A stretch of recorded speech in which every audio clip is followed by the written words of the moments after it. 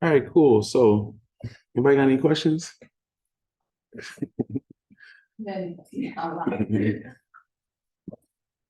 Y'all good? Yeah, it's up.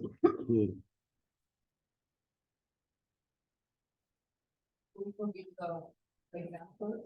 Nah. I mean, if y'all have any homework questions, that's what I'm saying. Okay. What's up?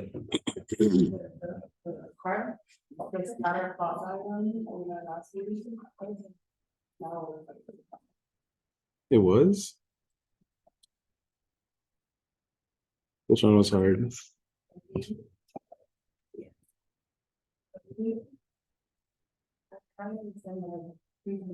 So you're asking for if the art is negative or positive. That's all I'm asking. That's what you're asking, right? Yeah, I'm not even asking for what is art. Is it positive or is it negative? Oh, like the correlation of the yeah, that's it. Negative.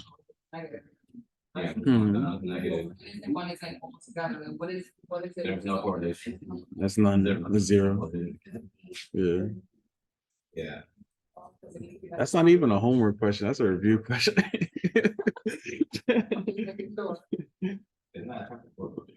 Yeah. Not yet. So everybody was good on web work. Everybody's caught up. All right, that's good. That's good. That's good. All right. All right. So only thing different we're gonna do today, right? After the lesson, we take our exam. After you finish the exam, just go to tutoring and finish your homework. That's the only difference for today. All right.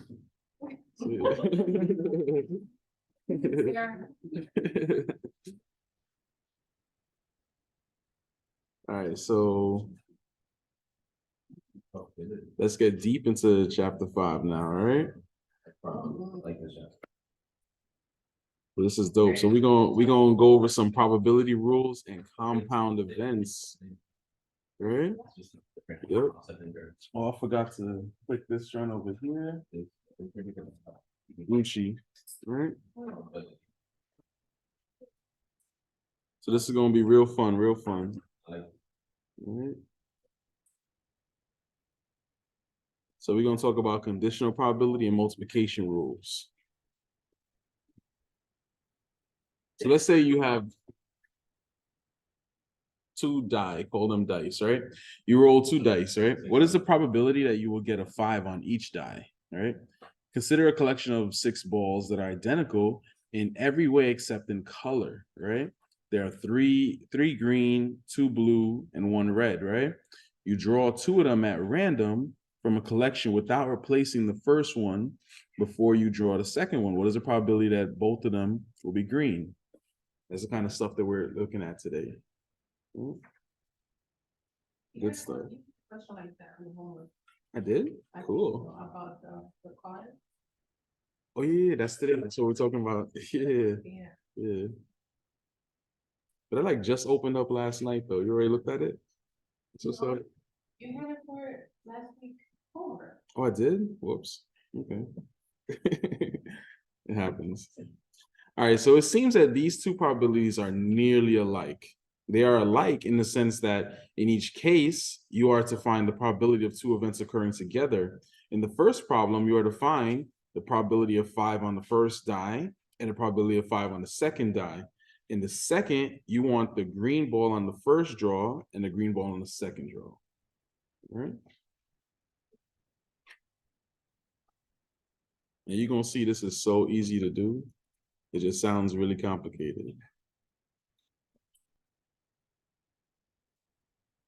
As long as you know how to count, good. Y'all all got calculators, so I know y'all can multiply. So the two problems differ in one important aspect, however. In the die problem, the outcome of the 5 on the first die does not have any effect on the probability of getting a 5 on the second die. Because of this, the events are independent, right? So that's the idea of independence. Let's look at that a little bit more deeper real quick.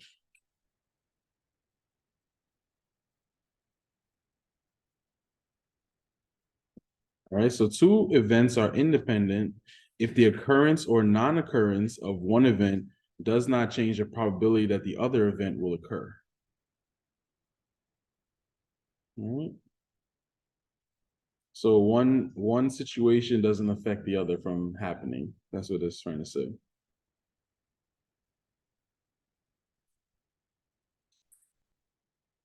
All right.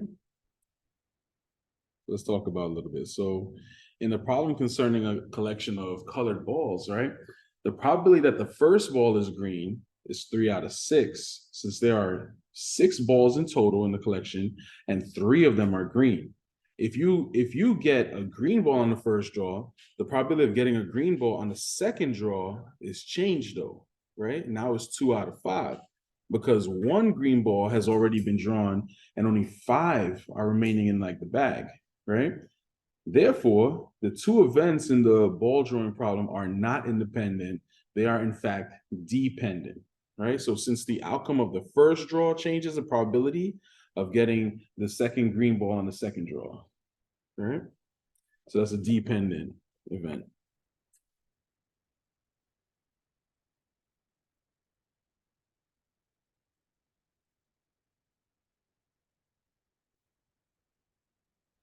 Just giving y'all a little bit of definitions before we look at the math. The math for this is way too easy. Just let y'all know. So why does the independence or dependence of two events matter? The type of events determine the way we compute the probability of two events happening together. If two events A and B are independent, then we use a formula to compute the probability of the event A and B, right? And that formula is mad simple. Here it is. I'll give you all that formula. So this is the multiplication rule for independent events, right here. So the probability of A and B is equal to the probability of A times the probability of B, right? It's on your formula sheet. So long story short, I have two events that are going to occur. Each one of them has a likelihood of occurring. I take those two likelihoods, multiply them together. That's the end of the problem. That's it. Very, very easy.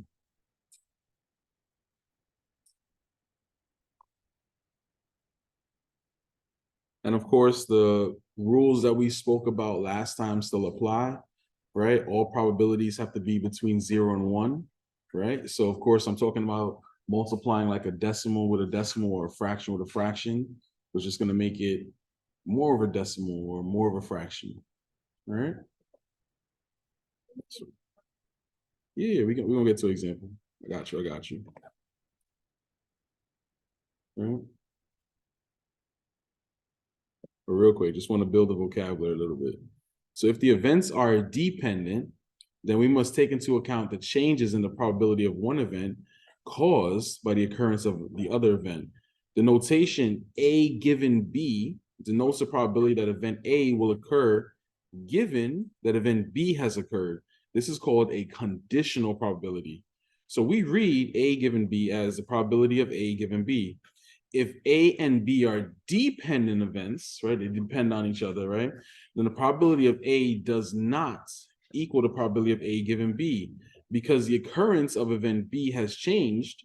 The probability that that event A will occur, a standard notation for the probability of A given B is, this is A, that slash thing means given, and then B. Right? Also on your formula sheet. So don't stress out. This is the way that it looks on the formula sheet. Oops, hold on. All right, we're good to go. So these are in chapter 5, more specifically on the formula sheet. So these are the general multiplication rules for any events, right?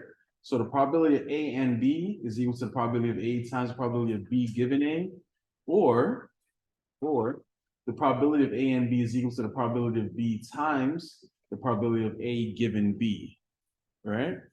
Both on your formula sheet, right? Something that I like to point out to people, right? Notice that, remember this line right here, that means given, right? Notice that whatever comes after the given, whatever comes after the given is the one that stands alone in the front, right? So my fault. Let me say it in the recording real quick. So whatever comes after the given, like in this case is the A, right? That's the one that's gonna sit alone by itself out here, right? I find that kind of helpful, that little tip, so I just want to share it with you guys. No, no. But like in theoretical questions, like that kind of thing helps. You'll see in the homework.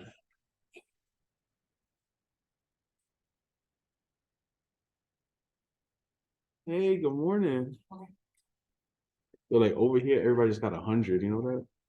Yeah.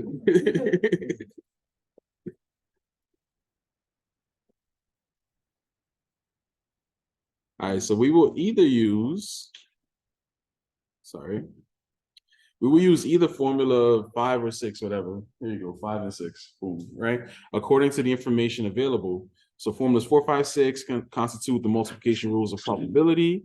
They help us to compute the probability of events happening together when the sample space is too large for convenient reference or when it is not completely known, right? So note, so for conditional probability, observe that the multiplication rule, probability A and B, is equal to the probability of B times the probability of A given B. And it can be solved for the probability of A given B, right, leading to a whole nother formula, which I'm going to show you guys.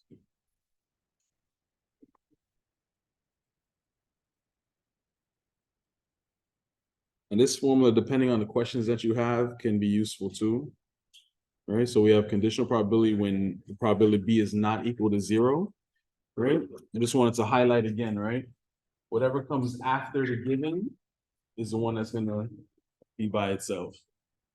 Right, so this formula is not on your formula sheet, but all they did was they took the original formula over here, right? And then they just divided by the probability of B. And what you do to one side, you do to the other, and that's how they got the other formula.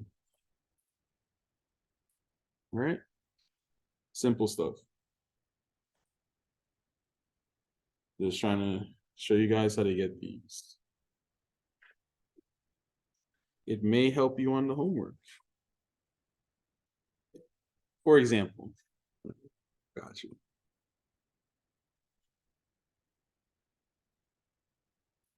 All right.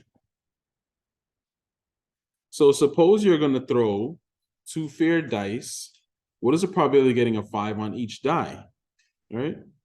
Individually, each one. All right, so here you go. This is how we do it. All right. So the two events are independent, right? So we use formula 4, which is the probability of 5 on the first die, and the probability of 5 on the second die is going to be equal to the probability of 5 on the first times the probability of 5 on the second, right? So to finish the problem, we compute the probability of getting 5 when we throw 1 die, right? And what is the probability of getting a 5 on 1 die? Anybody know? So the dice has how many sides? 6, right? And then how many sides of the 6 are 5? 1, right? So it's 1 over 6. That's what it is.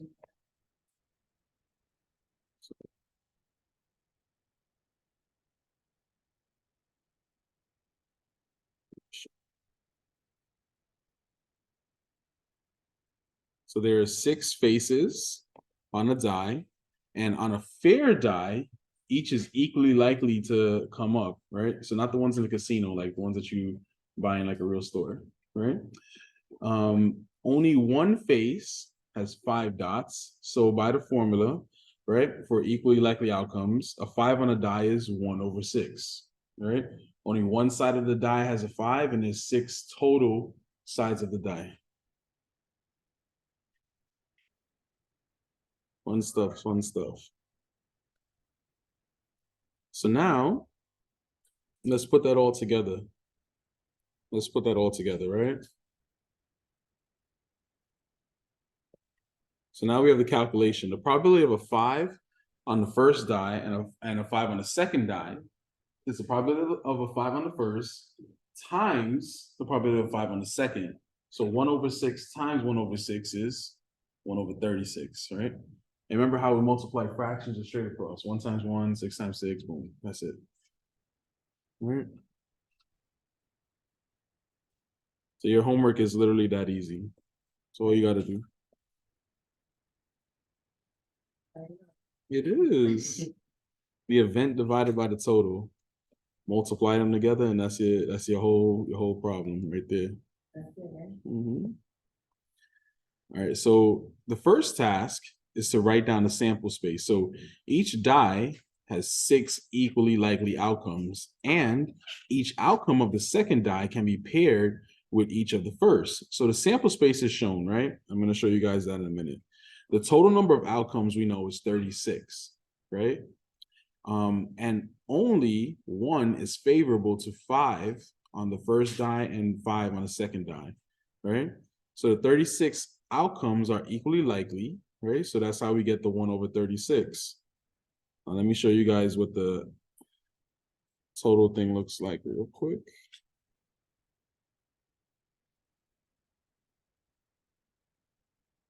So this is our sample space for the die, right? These are all the possibilities that you could get from rolling dice, right?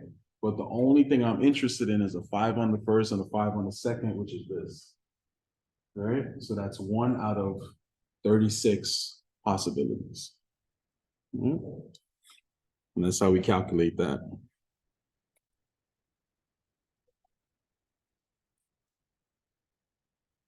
Now let's flip the script for a second. Let's talk about dependent events, because these are independent events. Let's talk about dependent events real quick. All right.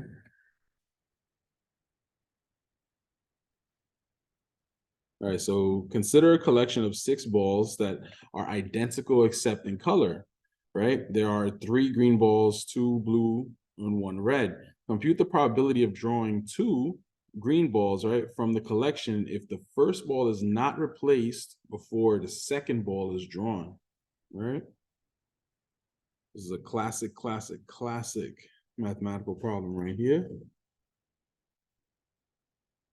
Fun stuff, fun stuff.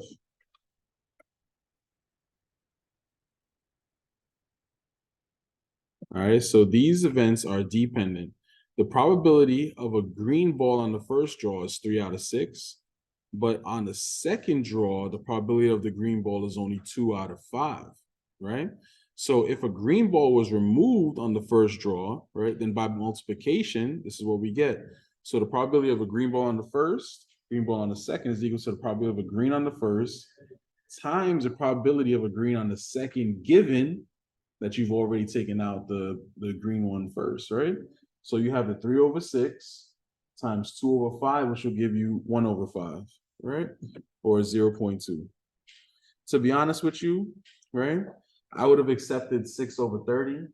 You don't got to reduce it like that. Just multiply it out and we'll call it a day at that. Right?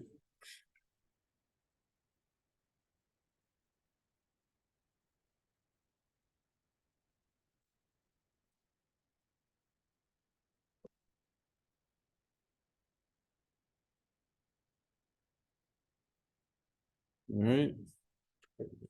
Talk a little bit more about it.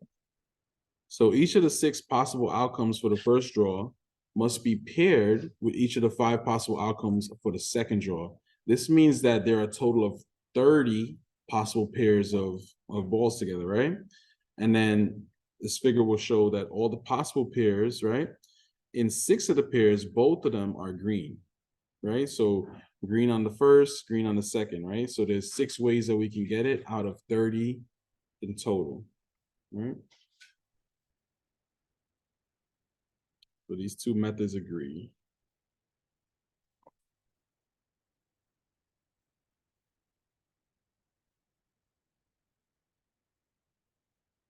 So this is the sample space right here. Just like how we had the dice in the second ago, right? So the sample space of drawing 2 balls without replacement from a collection of 3 balls, 2 blue balls, and 1 red. This is it right here. The reason why you have the repetition here, right? We have three green balls, right?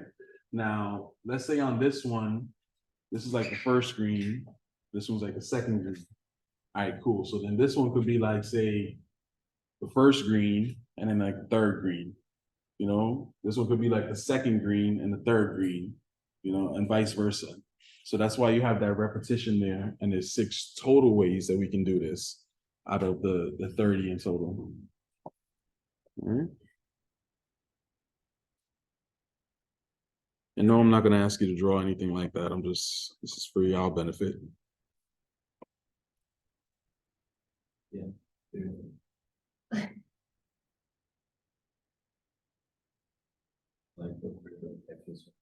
Mm-hmm. Yeah. All you gotta do is multiply. It's easy. So the multiplication rules apply whenever we wish to determine the probability of 2 events happening together.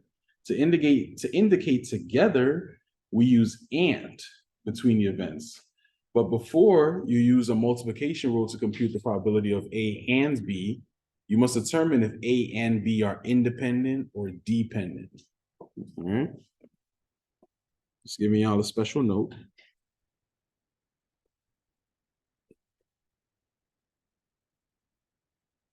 Let me just give y'all a little bit of procedure real quick. All right. So how to use the multiplication rules. Step 1, first determine whether the probability of A and B are independent events. If the probability of A is equal to the probability of A given B, then the events are independent, right? Step 2, if A and B are independent events, then the probability of A and B is equal to the probability of A times the probability of B, very simply. If A and B are any events, right, meaning that they're not independent, then the probability of A and B is equal to the probability of A times the probability of B given A, or the probability of A and B is equal to the probability of B times the probability of A given B. All right. Again, all on your formula sheet, chapter 5. I can check it out there. All right.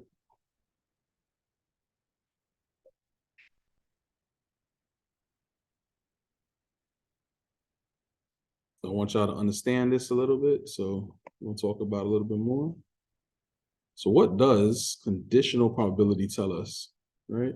Let's get understanding here. So conditional probability of 2 events, A and B, tell us that the probability that event A will happen under the assumption that event B has happened or is guaranteed to happen in the future, right? So this probability is designated as A given B and is read as the probability of event A given event B. So note that the probability of A given B might be larger or smaller than the probability of A. The probability that event B will happen under the assumption that event A has happened, this probability is designated as the probability of B given A. So note that the probability of A given B and the probability of B given A are not necessarily equal. That's really important right there. They're not equal. So if the probability of A given B is equal to the probability of A, or the probability of B given A is equal to the probability of B, then the events A and B are independent, right? So this means the occurrence of one of the events does not change the probability that the other event will occur. All right. Good stuff, good stuff. Y'all go to the foyer, y'all can't say y'all ain't hear it. Y'all heard it here today.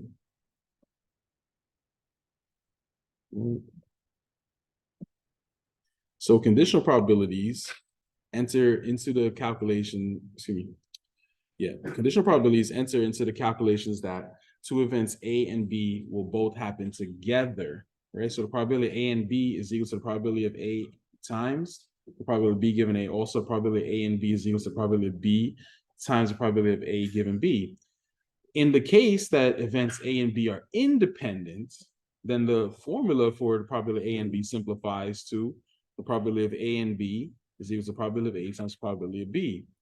If we know the values of probability of A and B and probability of B, then we can calculate the value of A given B. So the probability of A given B, for example, is equal to the probability of A and B divided by the probability of B, assuming that the probability of B does not equal 0.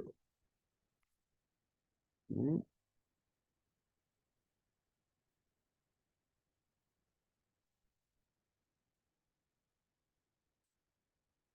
right, all right.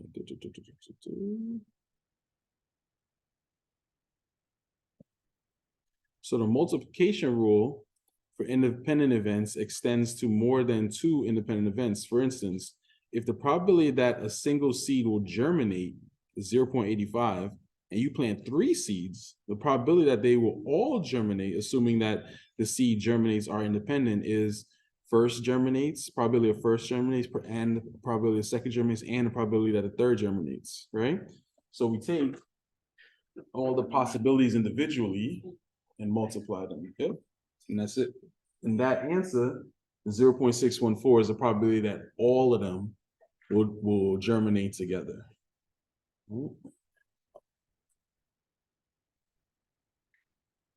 Fun stuff, fun stuff. All right, so we spoke about multiplication, right? That was the hard part. Let's talk about the easy part now. Addition. Right? I know everybody in here is really good at adding, right? So it's gonna be nice and smooth right here. Nice and smooth right here.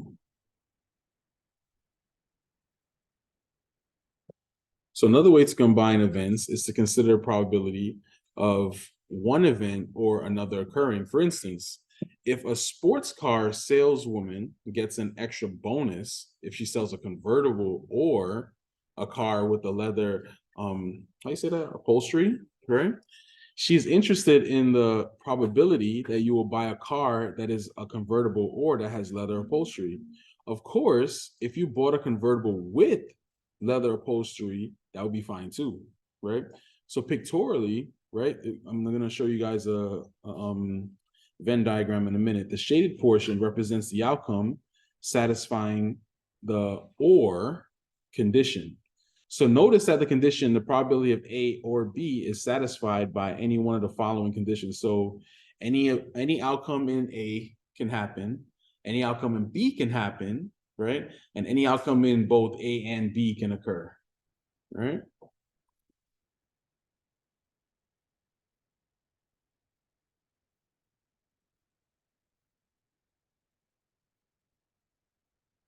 All right, so it is important to distinguish between the or combinations and the and combinations because we apply different rules to compute their probabilities, right?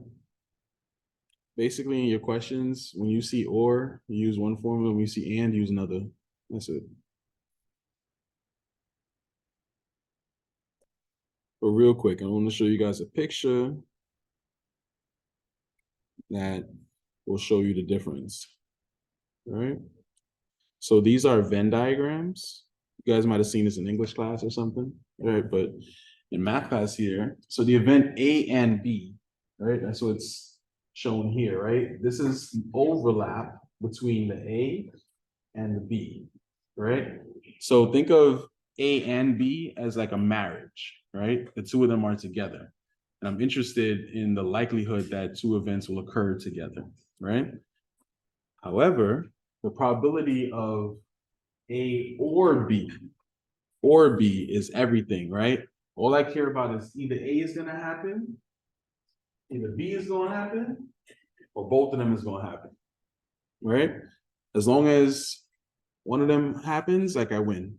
That's or. You know?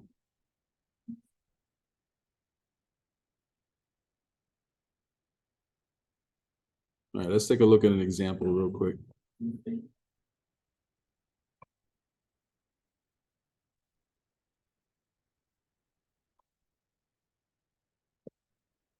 So consider an introductory statistics class with 31 students. That's how much we have here. The students range from freshman through senior. So some students are male and some are female, right? So here you go. Here's our sample space right here. So we have 15 freshman students, right? We have 8 sophomore students, 6 junior students, and 2 senior students, right? And then according to their gender, you see it here, right? So F is for female, M is for male. Right? Hello.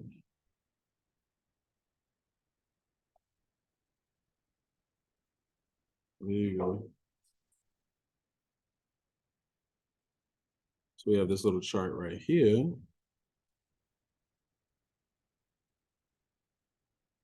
Now, suppose we select one student at random from the class.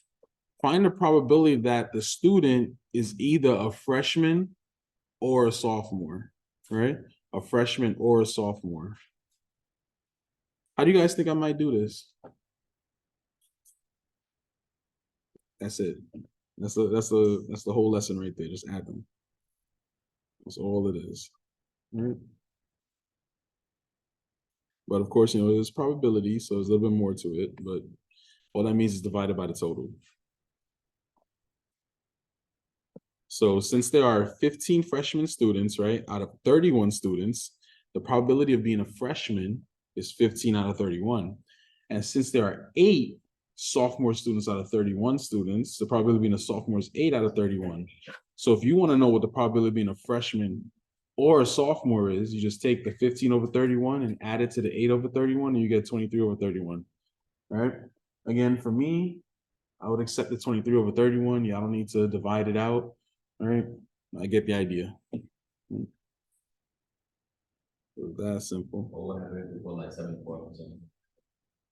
74%? Not asking for all that. Yeah. The 21 over 31 is good enough for me.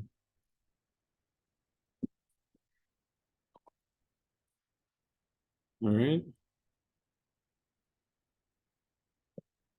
So notice that we can simplify, add the probability of freshman to the probability of sophomore to find the probability that a student selected at random will be either a freshman or a sophomore. No student can be both a freshman and a sophomore at the same time. All right. So that's what's key in this situation right here.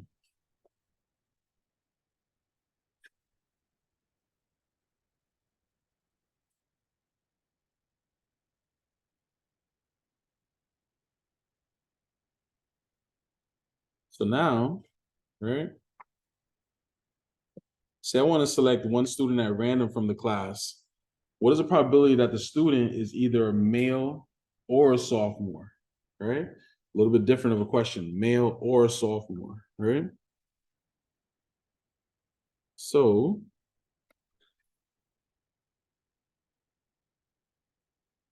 let's take a look at what we have here. Right?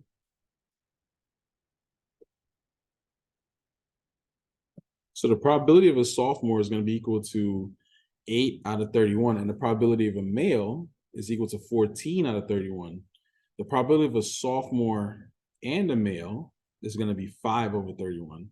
So if we simplify, if we simply add the probability of sophomore and male, we're including all of the sophomores, so the probability of sophomore and the male twice in the sum, right?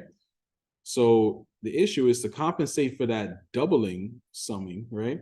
We simply subtract the probability of sophomore and male in the sum. Therefore, the probability of sophomore or male is equal to the probability of sophomore plus the probability of male minus the probability of sophomore and male. So that would be the 8 over 31 plus the 14 over 31 minus 5 over 31, right?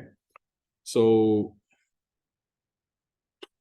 let's look back at this real quick, just to recap real quick. Sophomore or male, right? So what they did first was they took all the sophomores, bam, 8 out of 31, right? And then they took all of the males, right? So just look across here, added up all the males. That was the, whatever number that was, 15 or something. I'm forgetting. 14 out of 31, right? Now the issue when I did that, right? So I got the 14 male and I got the 8 students here. The issue is that these male students, the male sophomores, I counted them twice, right? I counted them once for sophomore and I counted them again for male. So for that reason, I need to subtract out the sophomores who are male. one time to get my real true probability answer that I want. All right. So that's what they're describing here.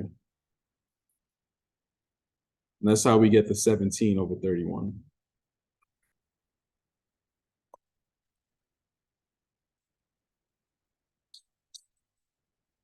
All right, let's throw some jargon into this a little bit. All right. So we say that events A and B are mutually exclusive or disjoint. If they cannot occur together, this means that the probability of A and B have no outcomes in common, or put another way, that the probability of A and B is equal to 0. All right. So let's talk about that a little bit.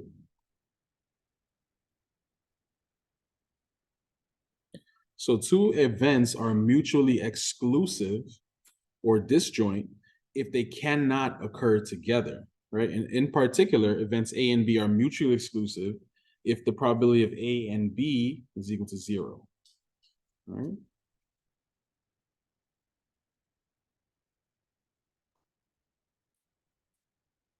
Let's take a look at the formulas real quick. Again, this is in your formula sheet. All right. So we have the addition rule for mutually exclusive events, the A and B. So the probability of A or B is equal to the probability of A plus the probability of B. That's it. Nice and simple. All right.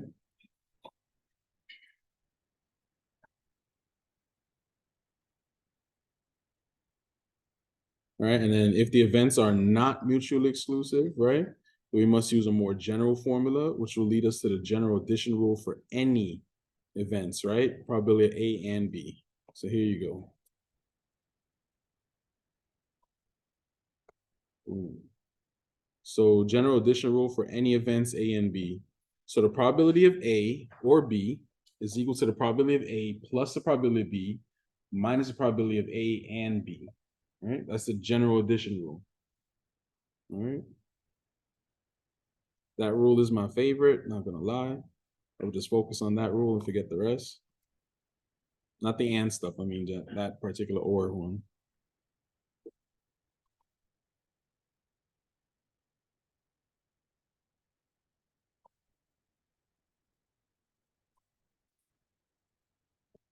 So you may ask, which formula should I use? The answer is use formula 7.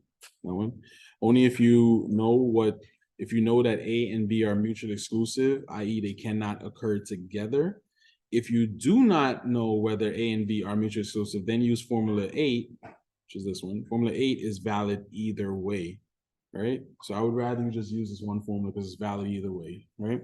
So notice that when A and B are mutually exclusive, the probability of A and B is equal to 0, right? So formula 8 reduces down to formula 7. And you'll be able to tell whenever probability of A and B is equal to 0 because it's going to sound like nonsense, right? Nonsense is like a student that is both a freshman and a sophomore at the same time.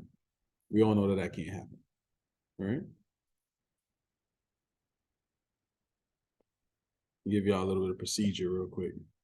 So how to use the addition rules. Step 1, first determine whether A and B are mutually exclusive events. If the probability of A and B is equal to 0, then the events are mutually exclusive. If the probability of A and B are mutually exclusive events, then the probability of A or B is equal to the probability of A plus probability of B. If A and B are any event, then the probability of A or B is equal to the probability of A plus the probability of B minus the probability of A and B. Okay. Not too bad. Let's go for a little bit of understanding real quick. What does this all mean, right? Gotcha. So what does the fact that two events are mutually exclusive tell us, right? If two events A and B are mutually exclusive, then we know the occurrence of one of the events means that the other event will not happen. In terms of calculations, this tells us that the probability of A and B is equal to 0 for mutually exclusive events. the probability of A or B will be equal to the probability of A plus the probability of B for mutually exclusive events. The probability of A given B will equal 0, and the probability of B given A will equal 0 for mutually exclusive events. That is, if the probability of B occurs, then event A will not occur, and vice versa.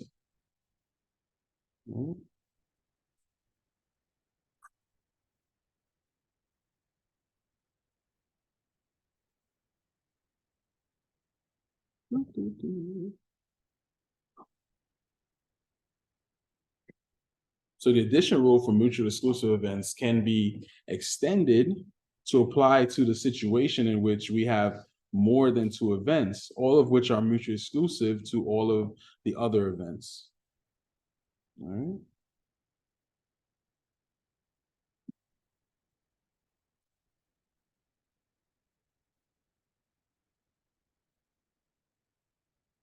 Let's look at an example. Let's say Laura's playing Monopoly. Love Monopoly. On her next move, she needs to throw a sum bigger than 8 on the 2 dice in order to land on her own property and pass go. Amen. What is the probability that Laura will roll a sum bigger than 8? I don't know. I play a lot of Monopoly. I'm really into that game. Made me feel like I should go into real estate. So when 2 dice are thrown, the largest sum that can come up is 12. Consequently, the only sums larger than 8 are 9, right? 10, 11, and 12. These outcomes are mutually exclusive since only one of these sums can possibly occur on one throw of the dice, excuse me. The probability of throwing more than 8 is the sum of the probability of 9, 10, 11, 12, right? Or 9 or 10 or 11 or so. Especially when you want to land on someone's property that's well developed. Oh man.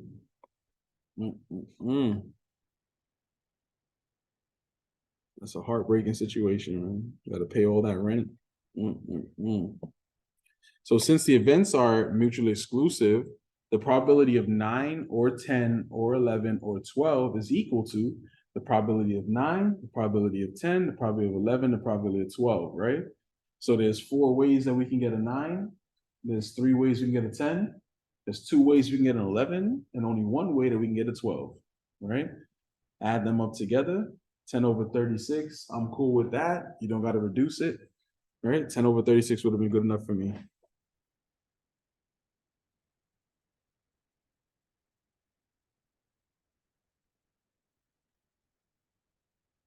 All right.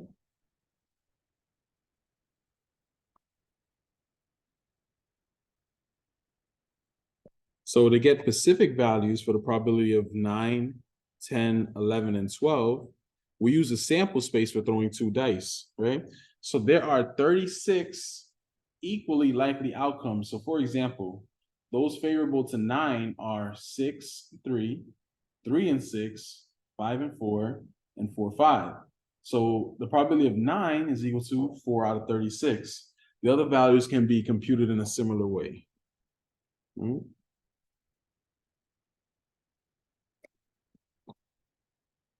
So let me show y'all how I like to do this, right?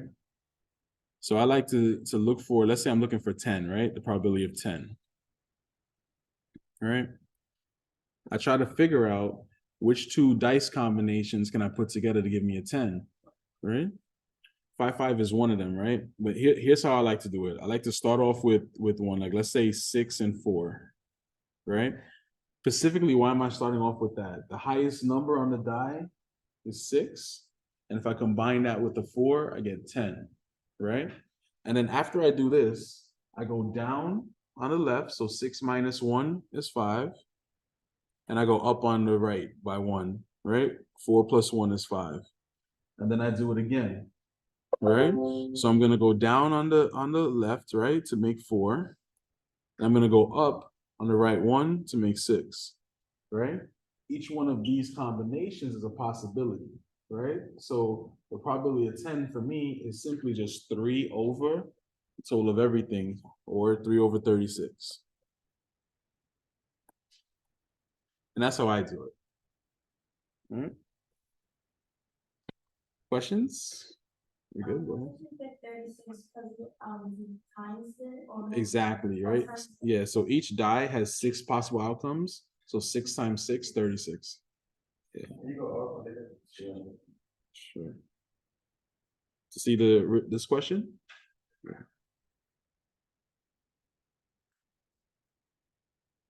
So basically, whenever I have to find a probability of something, I just do this kind of thing to count how many times something will occur, and then boom, you just multiply them or add them depending on if there's an and or, and that's it.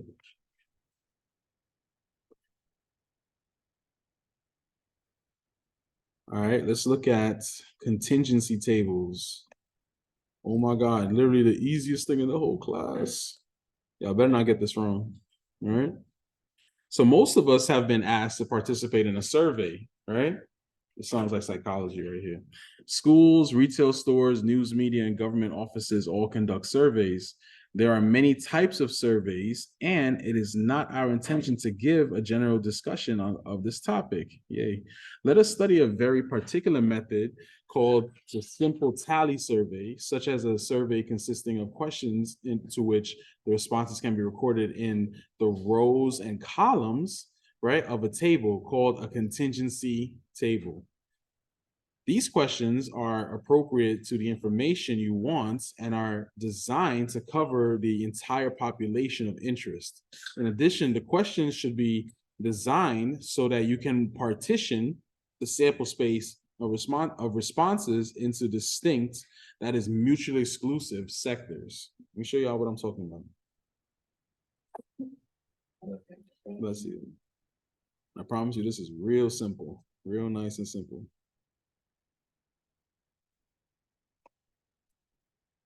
All right. So if the survey includes responses from a reasonably large random sample, then the results should be representative of your population. In this case, you can estimate simple probabilities, conditional probabilities, and the probabilities of some combinations of events directly from the results of the survey. All right. All right, so let's look at an example real quick. Y'all gonna see this on your homework, right? So here's a survey, right? At Hopewell Electronics, all 140 employees were asked about their political affiliations. The employees were grouped by type of work as executives or production workers. The results with row and column totals are shown in this table.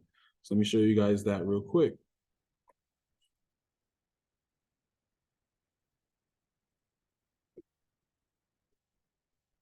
Here goes our table right here. And let's take a look at it, right? So these are the employee type and political affiliations, right? So these are the different types of employees. You have the executive, the production worker, right? And then you have the different kinds of political affiliations. You have the Democrats, Republicans, the independents, right? And then here's the totals for each one. Boom, boom, boom, right? Across the bottom, right, we have our column totals, right? So 68 is just the 5 plus 63. 55 is just 34 plus 21, etc., right? And then across over here, we have our row totals, right? So the 48 is the 5 plus 34 plus 9. That's how you get the 48. And the 63 plus 21 plus 8, that's how you get the 92. Over here, this is your grand total. This is the total of everything, right? This is the denominator of all your questions and answers, all right?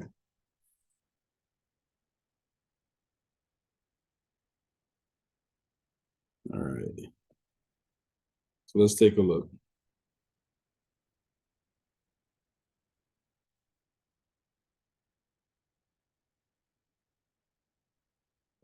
So suppose an employee is selected at random from the 140 Hopewell employees. Let us use the following notation to represent the different events of choosing E, the executive, PW, the production worker, D, the Democrat, R, the Republican, I equal to the independent.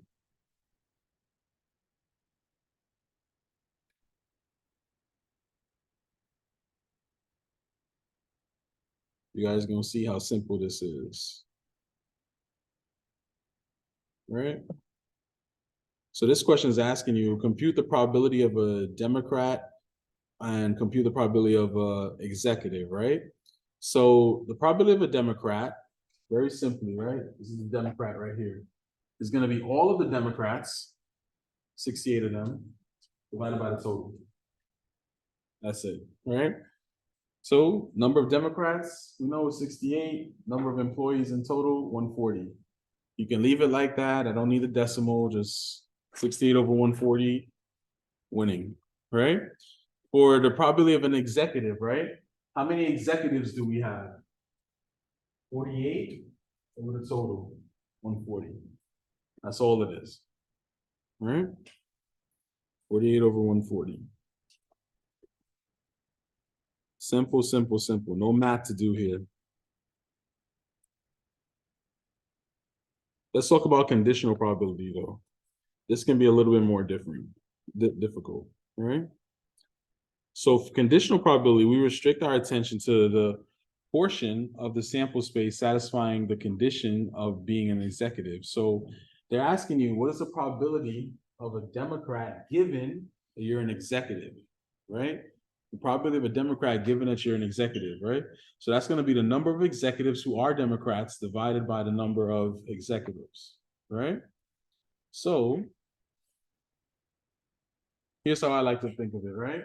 So probability of Democrat given that you're an executive, right? Whatever comes after the given is your denominator. So what I'm asking you literally is, out of all of the executives, 48 of them, how many of them are Democrat? 5. So what's my answer? 5 over 48. That's it, right? And that's how we do conditionals, right? Whatever comes after the given, in this case is the executives, that's going to be your denominator. And then whatever is the probability of of A and B, or in this case, Democrat and executive, will be the numerator. That's the 5 over 48. That's probably like the most difficult question that you'll get out of this chart. And the rest of it is simple.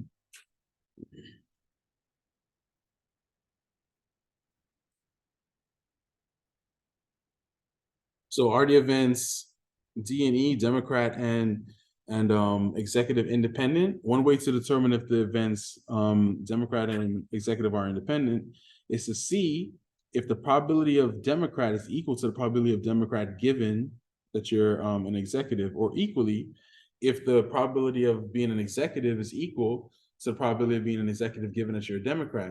Since the probability of being a Democrat is whatever that is, and the probability of being a Democrat given that you're an executive is that number, we see that the probability of Democrat does not equal to the probability of being a Democrat given that you're an executive.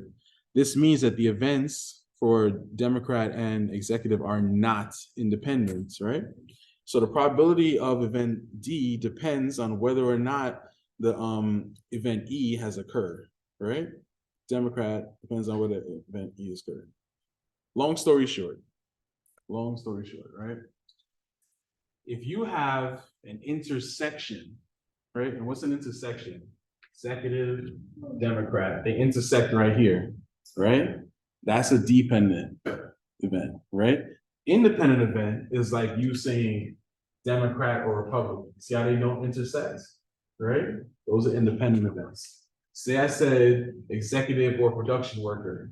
See how they don't intersect? Independent events, right? And that's it.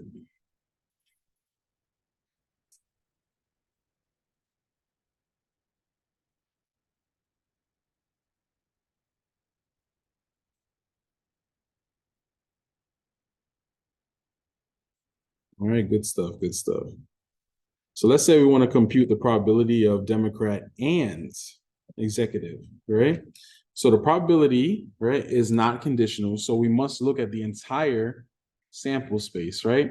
So the probability of Democrat, bless you, and executive is equal to the number of executives who are Democrat divided by the total number of employees, right? So 5/140. So let's recompute this probability using the rules of that. Okay, let me show y'all real quick on the chart. So the question was, right, what is the probability of Democrat and executive at the same time, right?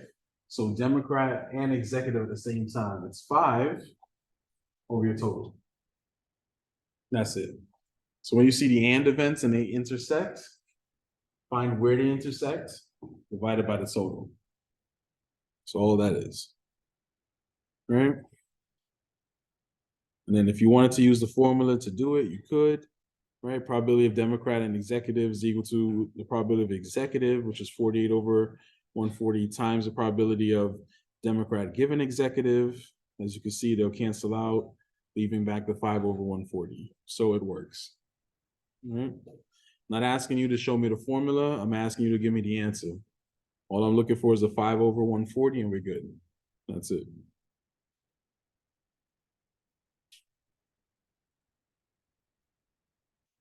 All right.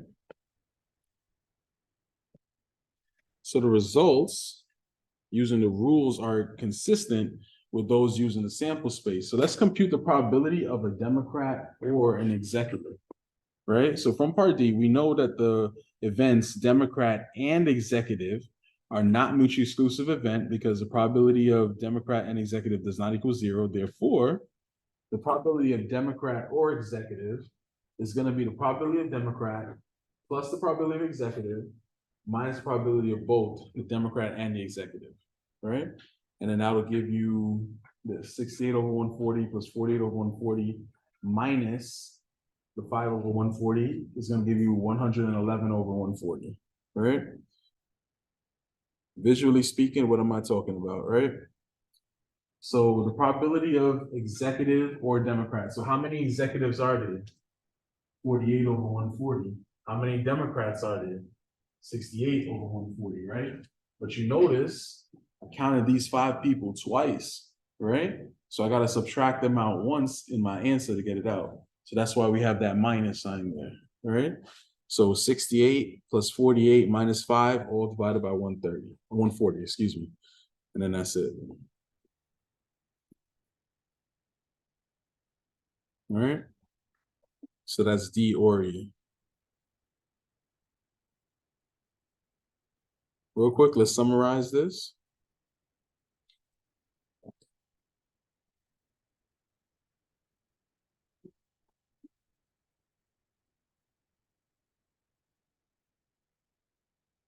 All right, just want to summarize this a little bit. All right. So a statistical experiment or statistical observation is any random activity that results in a recorded outcome. The sample space is the set of all simple events that are the outcome of the statistical experiment and cannot be broken into other simpler events. A general event is any subset of the sample space. The notation probability of A designates the probability of event A. So the probability of the entire sample space equals 1, right? So remember, all of probability together has to equal 1. For any event of A, for example, it's going to be between 0 and 1. But it can be 0, it can be 1, but in between 0 and 1 is where it's going to live, right? The A with a little c on top is the complement, right? So A complement, remember, is going to be the probability of A complement is equal to 1 minus probability of A. That's on your formula sheet. Events A and B are independent events, right? If the probability of A is equal to the probability of A given B. General multiplication rules, we have probability of A and B is equal to probability of A times probability of B given A. Probability of A and B is equal to the probability of B times probability of A given B as well. Independent events, we have the probability of A and B is equal to the probability of A times probability of B. Conditional probability, we have the probability of A given B is equal to the probability of A and B divided by the probability of B. So events A and B are mutually exclusive if the probability of A and B is equal to 0, So we have our general addition rule right here. Probability of A or B is equal to probability of A plus probability of B minus probability of A and B. Mutually exclusive events, probability of A or B is equal to probability of A plus probability of B. All right?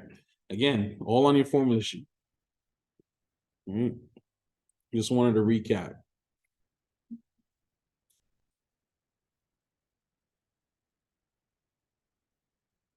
So last note. I got you. Don't worry. It'll make sense in the homework.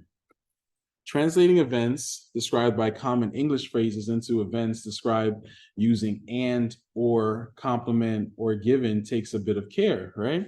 So the next table is going to show some common phrases and their corresponding translations into symbols, all right?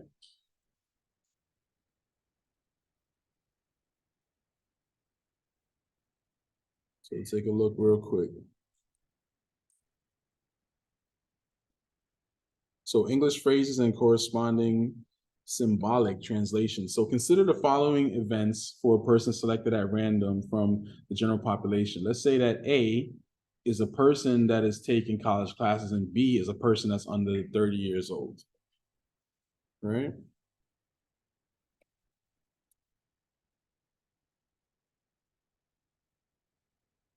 So check this out.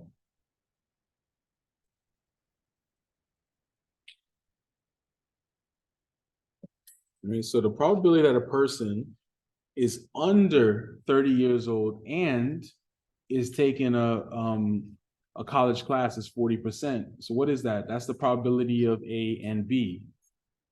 Very simply, right? And that's 40%.